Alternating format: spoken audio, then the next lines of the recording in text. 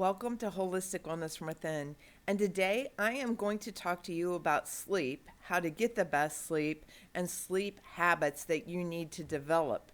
And this is going to go greatly in helping you heal.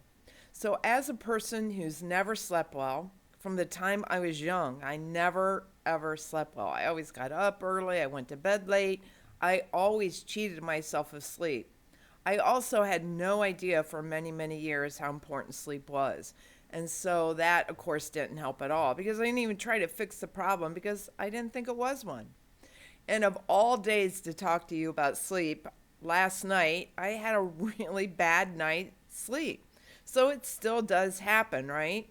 And I'm going to just explain to you as I'm going through the handout of habits you can have that help you sleep better, even what happened last night that really affected my sleep negatively because I do know what it is.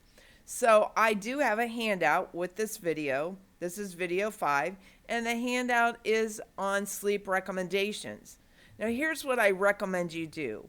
There are 28, and I could actually think of probably more than that, but we have 28 recommendations I'm going to briefly touch on.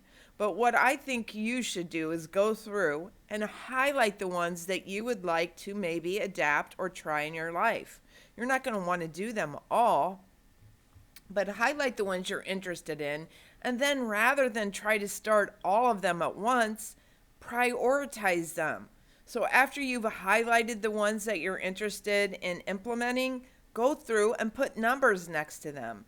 You know, ones and then twos and threes, and I don't know. It depends on how many you're interested in implementing.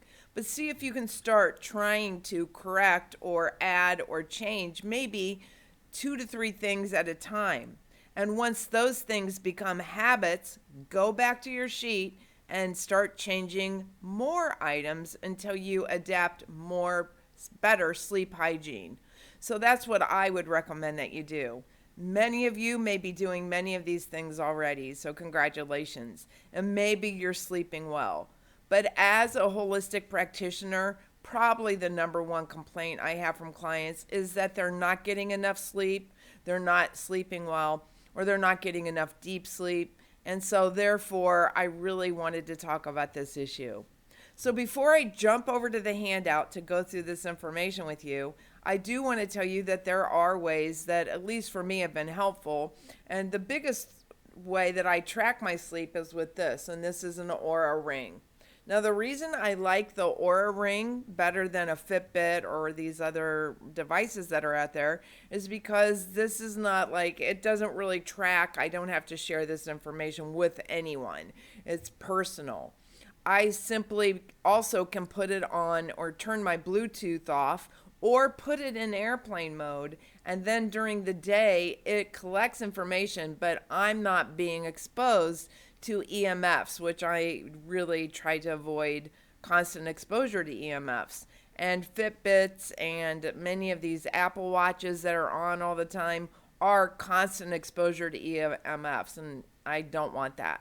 So I really do shut off the Bluetooth to it so that I only, when I turn it on, it updates the information, but that's another reason that I do really love it. And anyway, that did give me insight to my sleep, especially when I was really starting to hone in on sleep and I wanted to get more deep sleep. That's what I was really working on, and that was my personal goal.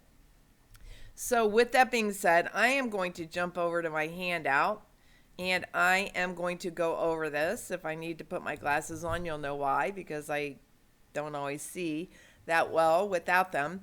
But do try to sleep in complete darkness, and that means blackout curtains, covering lights, no night lights, none of those kind of things. Light interferes with the production of melatonin.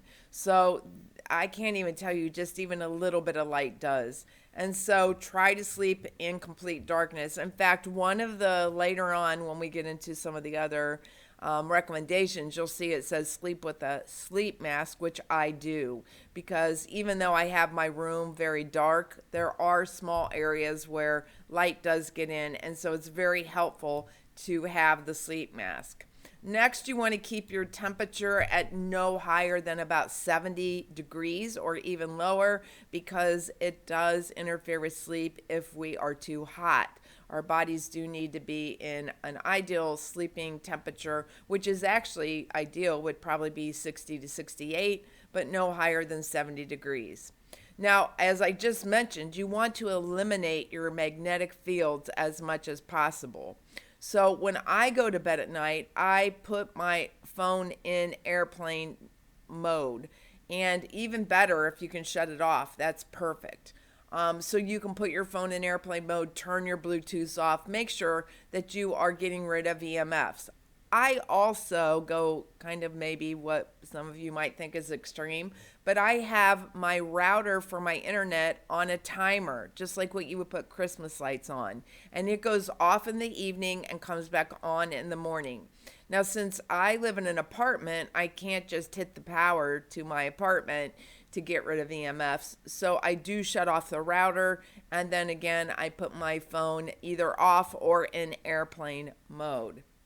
Now, the next thing I would mention is that you do keep alarm clocks away from your bed and devices that, again, are going to produce magnetic fields. But also, if you're using an alarm clock, please try to get or even download an app like Sleep Space. I think the Bulletproof guy has an app called Sleep Space. It does have a nominal fee to it, but it allows you to put a device on your phone or use an alarm in your phone that gradually wakes you up or wakes you up within a period of time. And the reason this is important is because it is determining when you're about ready to wake up. So instead of waking you up out of sound sleep, it will gradually wake you up. Or if you give it a 20 or 30-minute window, if you need to be somewhere at a certain time, you need to be up by, I don't know, let's just say 7:15. You ask that it wakes you up between 7 and 7:30, or 6:45 and 7:15 if that's the limit. But what it does is when it realizes that you're starting to arouse out of sleep, it then will go ahead and wake you up naturally. So that's a really good way to wake up. So loud, harsh alarms are not a good way to get out of bed. Now, reserve your bed for sleeping. Please remove your TVs from your bedroom and devices that you're using. The bed should be for sleeping. Yes, I do read in my bed sometimes because that is a normal activity to do before I go to bed. And sometimes I have to admit I have a bad habit of actually trying to look at something.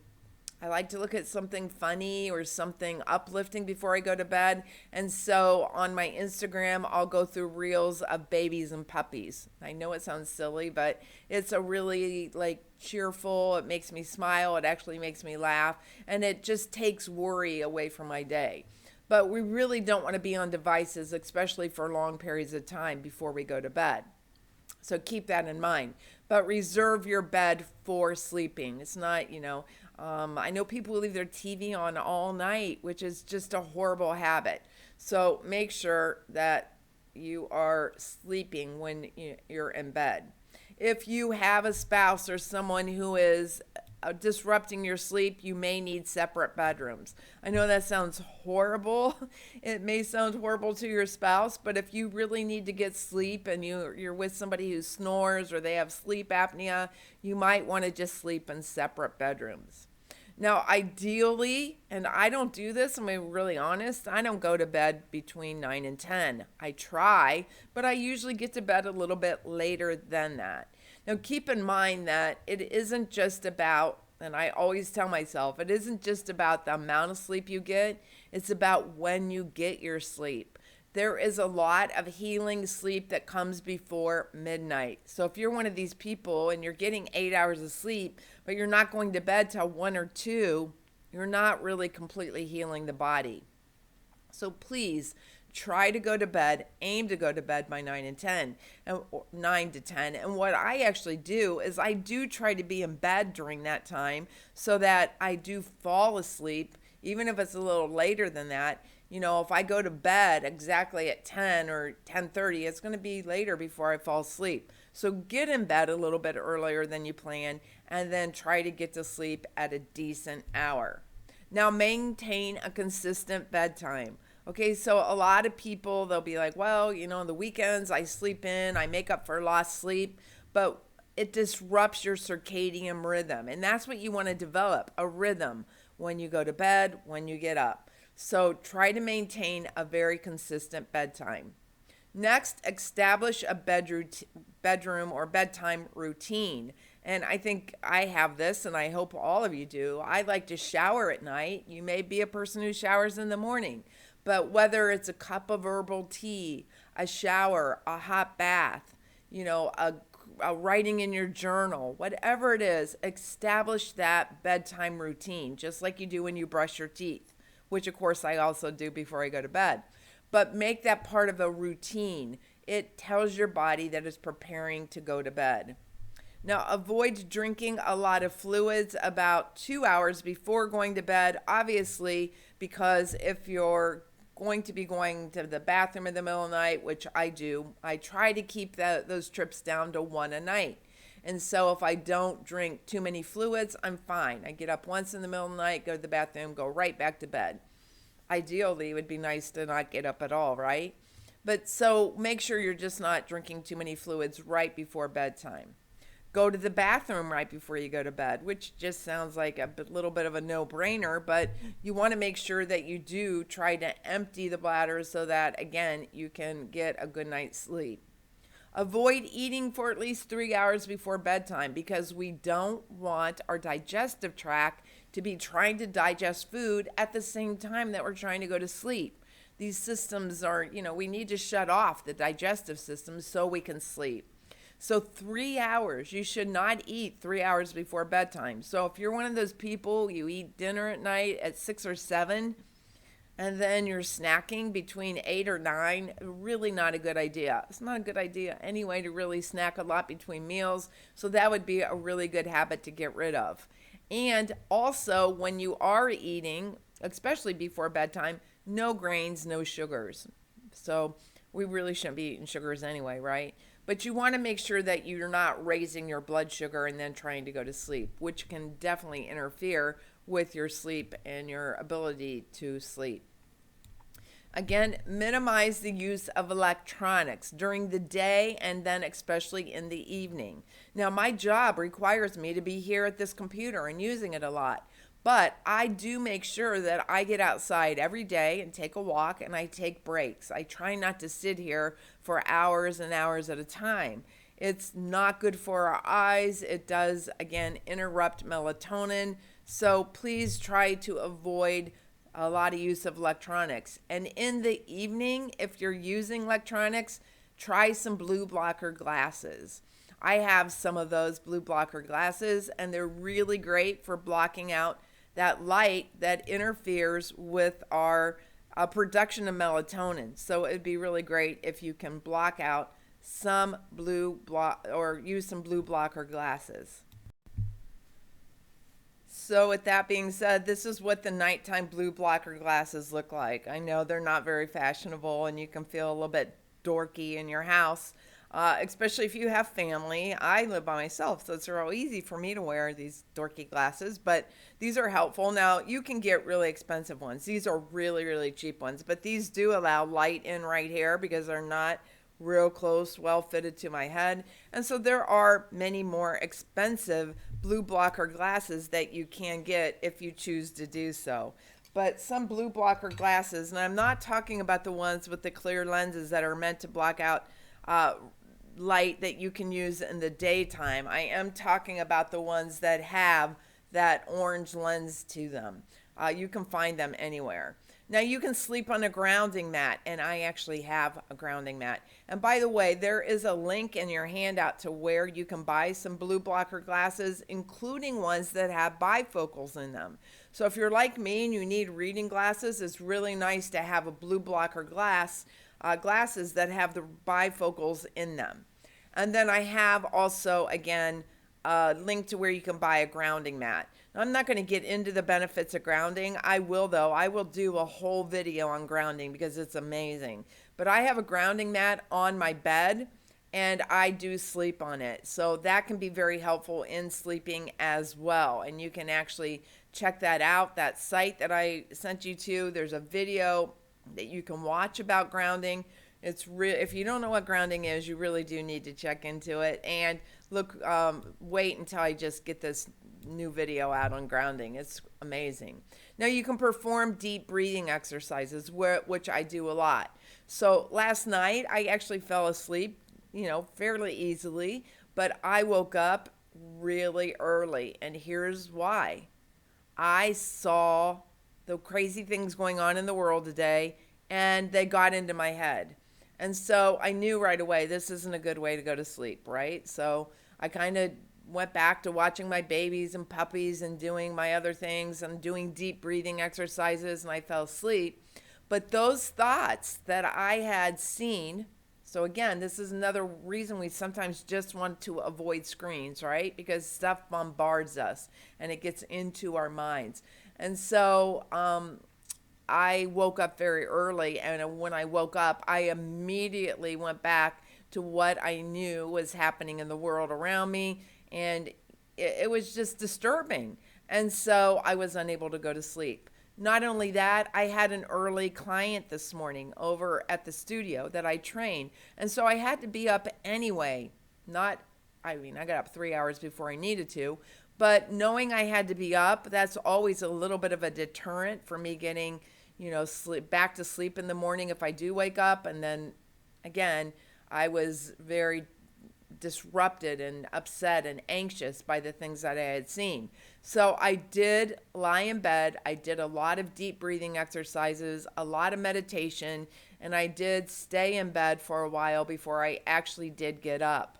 Unfortunately, and many times that will allow me to fall back asleep, but this morning that didn't happen. So we're going to avoid those things, right? We want to avoid those. But when you do get to that point, you can do breathing exercises. Now, when I'm doing a breathing exercise like I was doing this morning, I imagine breathing in love and exhaling out fear, or breathing in love and exhaling out anger or hatred, whatever it is, frustration. So I'm breathing in the positive energy and exhaling out the negative. And I actually usually come up with a word or two that I'm going to say. I breathe that in, and then I exhale the opposite out. So you might want to try that. It does really help. And doing that deep breathing can really settle the sympathetic nervous system, which is what we want to do. Now, again, we talked about your bedtime routine. It might include a hot shower, a hot bath, maybe even using your near infrared light sauna. That can be very helpful before bed as well. So you could do your sauna and then take your nice warm bath. That can really help and helps many people sleep or sleep better. Now, I don't use this because it's not necessary. I don't really get really cold feet, but if you get cold feet, wear socks to bed. You want to make sure your feet are warm because that will be something that keeps you from sleeping as well. Again, I mentioned an eye mask. I'm not going to go get my eye mask, but I do have one, and I do wear an eye mask to bed at night. So the light that I don't get out of my room, like it's really, really dark in my room, but there's a little bit of light because I do live in the city. I'm on a very high floor of my apartment building, so that's another reason I ground. I like the grounding mat. But it's also, there's some light pollution out there, and so the mask really helps with that. Do not work before bedtime. You want to try to put away all work, and I try to be really diligent at stopping work at a certain time in the early evening or even late afternoon. And you'll know, like some of my friends know, even my family knows, if they call me and they say, oh, check this out or whatever, I'll look at that tomorrow because I'm not getting back on my computer. I'm not opening anything back up. I'm not checking emails, on my phone. I'm done working. So I want my brain to start to calm down. It's very important to set aside that time and make sure that you are walking away from work. I never did that when I was younger, ever. It was really hard for me to even leave work or leave anything on my desk, and then I learned that I just had to do it. Do not watch TV before bed. Now, that's not something I'm very good at because I use watching something that I'm really interested in before bed as a way to unwind. So again, you can put those blue blocker glasses on. I do that when I'm in my living area, but when I go to bed, I don't have a TV in my room and it's certainly not on. I don't even have an alarm clock in my room. So I have very minimal devices in my room besides a bedside lamp, again, to keep EMFs away from my body, especially while I'm sleeping. Listen to relaxing music on sound machines. So you can have a sound machine. Maybe you need white noise in the background or some relaxing music to listen to. If that's distracting, of course, don't do that. But that can be helpful for some people as well. You might want to journal before bedtime. So you might want to just have a journal where you jot down some things about your day. Keep it as positive as possible, but just jot down some things, especially gratitude. So when it comes to gratitude, I go to bed every night. In fact, every time I teach a yoga class, at the end of the class, every night before I go to bed, I find things I'm grateful for, and I just say thank you. Thank you for this. Thank you for that. And, the list many times, of course, family is often on that list, but there are new things that I think about. I think about nature, the walk I took, something I saw that day or experienced, maybe a friend that I spent time with, whatever it is. Many times it's many of my clients or reports that I was able to work on or somebody I was able to help, whatever. Just find things you're grateful for and say thank you for those things. It's so important to be grateful. It does put us in the right mind and the right frame, again, to go to sleep. I did do that last night, even in the midst of the crazy thoughts that were running through my head. Now, of course, avoid caffeine. Any caffeine after about 12 o'clock, especially, shouldn't be drinking a lot of caffeine anyway. So any caffeine anytime afternoon is going to be really disruptful for sleep because caffeine has a shelf life in the body. So maybe you're not feeling jacked up from that coffee that you drank at 3 o'clock, but there's still a lingering effect. So avoid caffeine. Avoid alcohol because alcohol will make you feel drowsy. It will make you fall asleep. It interferes so much with deep sleep. So if you do drink at all and you're drinking before bedtime, try one of these rings. Put this ring on and watch what happens to your deep sleep on a night that you've had alcohol. It's not going to be good. So you want to avoid alcohol. It often causes you, again, to fall asleep quickly, but wake up a lot during the night. Now, it's good to get some exercise, but try to get that exercise in the morning or in the afternoon and avoid doing it, again, within 3 hours of bedtime because it's stimulating, right? So I try to get up, do my morning. I have a morning and evening routine. So I do my morning routine. I take my time to do my stuff that I need to do to just feel centered and grounded and meditation and all those good things. And then if I have errands, like I need to go to the post office because I walk just about everywhere, then I'll take those walks and I do that in the morning. So I get out and get that exercise and fresh air and I'm out in nature. It's also very helpful, especially if you're an early riser, which I'm not. I'm not a real late riser, but I'm not a person who gets up at 4 or 5 in the morning. But if you get up at 4, 5, 6 in the morning and you can be out where that morning sun is filling your body, you get even more melatonin. So that's a really great way to do that. When I take my walks, they're usually later than that. But again, just avoid that exercise at nighttime. Lose excess weight. If you have excessive weight, you're overweight, it interferes with sleep. It's the main cause of sleep apnea, which of course interferes with sleep. So try to make sure that you are maintaining your right weight, the right weight for your body. And then finally, sleep aids are possible. They're not the first thing that I would jump to. I wouldn't run off and get a sleep aid. I would first try 27 other different things that I just shared with you. And then if you need a sleep aid, then I would help you with that. Because listen, once you're on the program, many times you're not going to need a sleep aid. Your resting minerals, or what we call